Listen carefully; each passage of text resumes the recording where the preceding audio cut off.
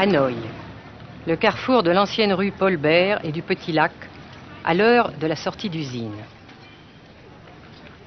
Pas une seule voiture, mais beaucoup de vélos sur lesquels se déplace lentement, machinalement la foule des travailleurs, dans une régularité impressionnante.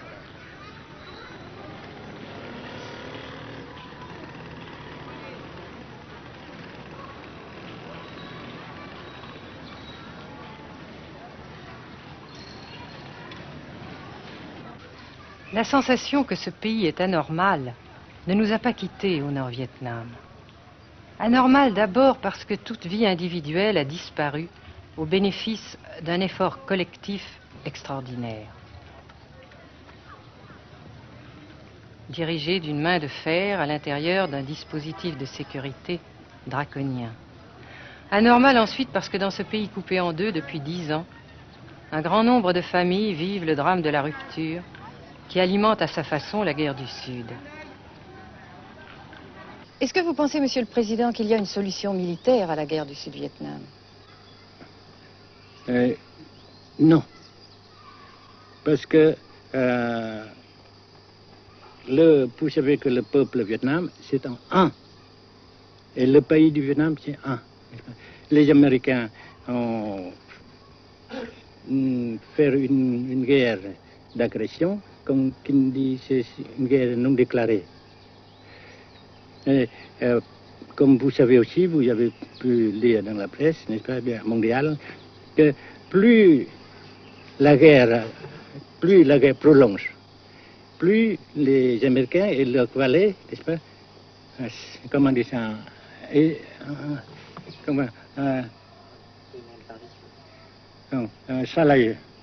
s'enliser, hein? Et plus ils supportent des échecs, comme vous savez récemment, n'est-ce pas? Par conséquent, la guerre ne peut pas durer éternellement. Et je suis très heureux que les politiciens haut placés français ont reconnu cela. Vous pensez que le général de Gaulle pourrait en quelque sorte, à un certain moment, arbitrer le conflit? Arbitrer, qu'est-ce que vous comprenez par le mot arbitraire? Nous ne sommes pas des équipes de football. Hein? Mais au-delà des accords de Genève, si je ne me trompe, une idée du général de Gaulle est la neutralisation de tout le sud-est asiatique. Est-ce que c'est une idée qui vous semble intéressante? Comme j'ai déjà dit quelquefois, c'est une idée intéressante. Mais ça dépend encore de la volonté de ces peuples et la manière comment on procède à réaliser. C'est une grande question, n'est-ce pas? Et je ne peux pas dire que je suis d'accord. Et je ne dis pas que je ne suis pas d'accord, n'est-ce pas? Mais parce que vous dites, par exemple, vous dites fleurs. Fleurs, il y a beaucoup de sortes de fleurs. Il y a des roses, il y a des blanches, des rouges, etc. Et il y a qui sont bons et d'autres qui ne sont pas bons. Mais on dit fleurs.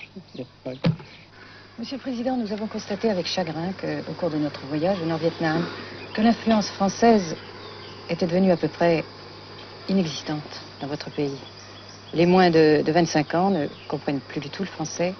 Et je me demande si, à votre idée, des rapports peuvent se rétablir tels que la France continue à jouer une sorte de rôle culturel ici. Avec la France, surtout, et avec tous les autres pays. Nous voulons avoir une coopération amicale, culturelle, économique, etc. Mais je suis sûr que vous ne voulez pas avoir, n'est-ce pas, que la France ait l'influence qu'elle avait avant. C'est une autre chose. Naturellement, c'est une autre époque. Mais coopération culturelle, économique, qu'est-ce qu'il y a encore, sportive par exemple, etc., n'est-ce pas, nous le désirons.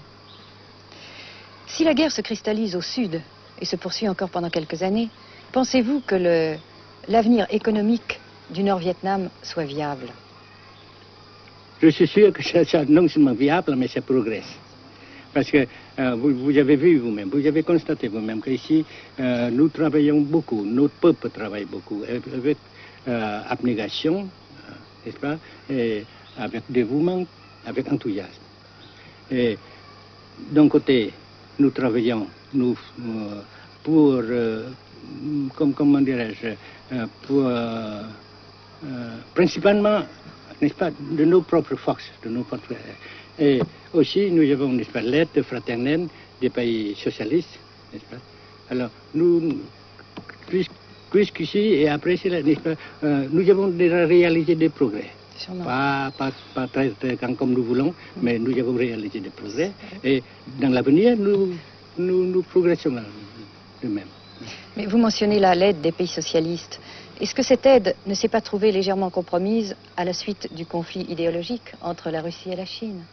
Non, parce que ces questions, n'est-ce pas, différences idéologiques entre nos différents partis frères, c'est nos affaires intérieures. Ça passera. Et l'unité, ça se fera. Mais l'aide fraternelle continue et continuera. Et c'est très précieux pour nous. Bien sûr. Mais certains ont l'impression chez nous, Monsieur le Président, que le Nord-Vietnam se trouve actuellement assez isolé, asphyxié même, et que politiquement, il pourra difficilement éviter de devenir une sorte de satellite de la Chine. Qu'est-ce qu'on peut répondre à cela? Jamais.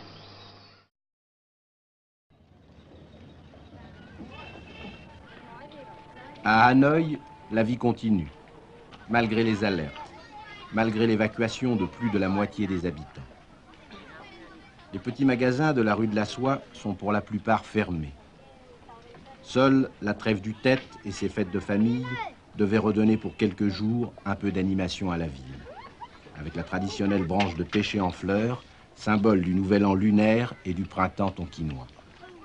La trêve, malheureusement, ne fut qu'un espoir déçu.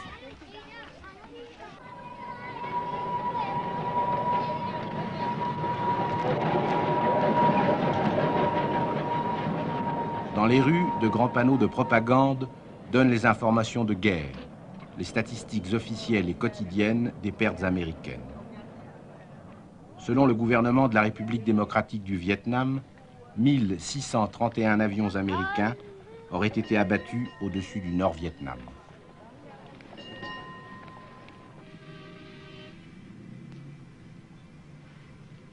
Le grand pont d'Oumer, construction métallique de 2 km de long à la sortie nord-est de Hanoï, assure toujours la traversée du fleuve Rouge.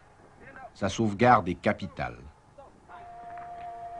La défense antiaérienne du Vietnam, tant redoutée par les pilotes américains, dispose de nombreuses fusées solaires de fabrication soviétique.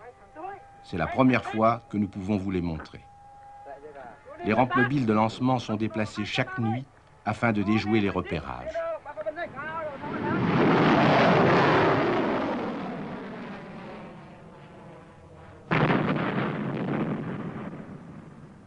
Selon les milieux officiels de Hanoï, 54 avions de l'US Air Force auraient été abattus en 1966 par la seule défense antiaérienne de la capitale.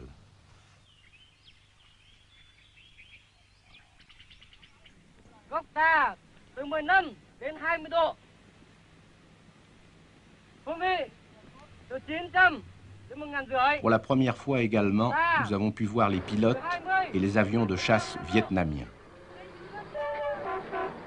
Pour la plupart, leur formation a été assurée en URSS.